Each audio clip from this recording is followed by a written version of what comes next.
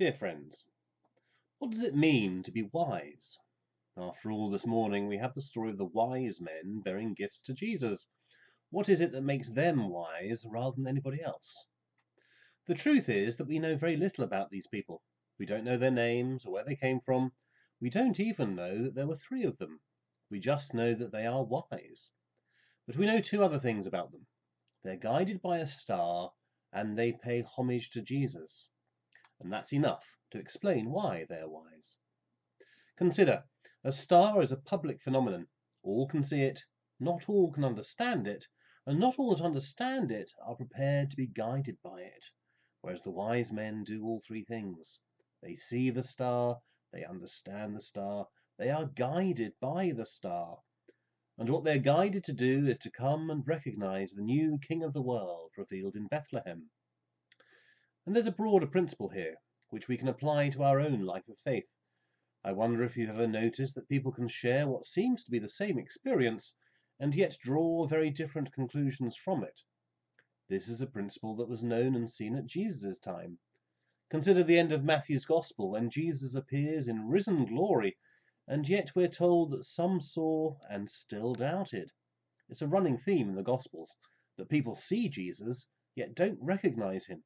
Even the disciples are consistently mistaking who he is and what he represents, which means that we shouldn't become too precious about the prospects of sharing our faith, for I doubt that we can do better for someone than the presence of the risen Christ in their midst might achieve.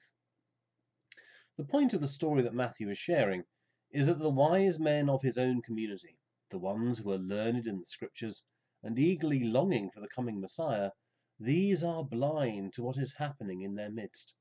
Instead, there are foreigners coming from a far-off land whose eyes were open to the revelation of God in the world.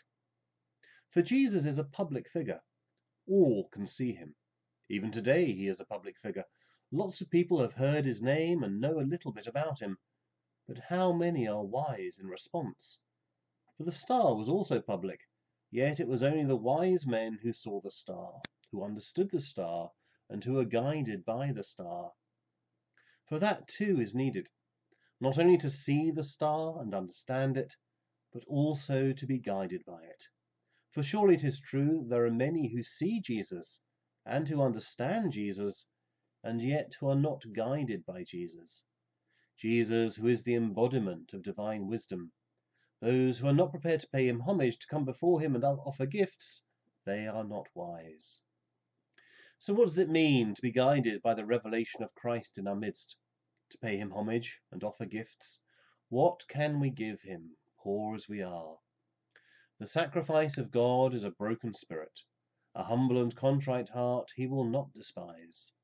He has told you, O man, what is good, to do justice, to love kindness, and to walk humbly before your God. This is my commandment, that you love one another. This is homage. The point of the epiphany is that light has come into the world to enlighten each and every one of us. Some are not wise and do not see the light, but for we who are led by the star, the light shines upon our path and guides us in the way that we must walk.